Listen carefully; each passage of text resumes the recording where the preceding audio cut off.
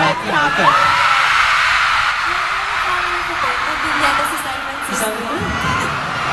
Pero dahil ang haba ng hair ko, sinundan ako hanggang Tenement 1. Di ba? Ako, Lea. Ikaw nga itong in love sa akin. Nakakinig na yung mga autoristas dito kasi napakasarap naman talagang ma-in love, guys. Diba? Do you agree? Lalo na kapag yung taong mahal mo, eh mahal na mahal ka din. Tayo na. Ay ako, kapag mahal ko, pinagdalaban. Hey!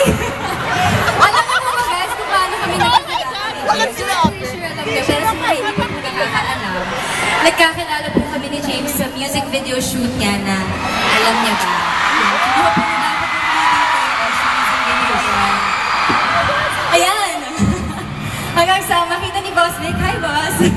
na may chemistry pala ang JD na yan. Kaya pinagsama niya kami sa Diary ng Pangit. There you go. At dahil dyan na po ang mga JDs. Ayan. So thank you po sa love and support niyo sa amin. Kaya naman, hanggang sa mabigyan kami ng primetime teleserye na On the Wings of Love, super thankful po kami. Of course, sa ABS-CBN, Tita Cory and Sir Deo, and sa Dreamscape family po namin, thank you po. Thank you for your support and your guidance. Thank you. Okay. That's why we dedicate this concert to all of our fans who actually created this love team right here. So,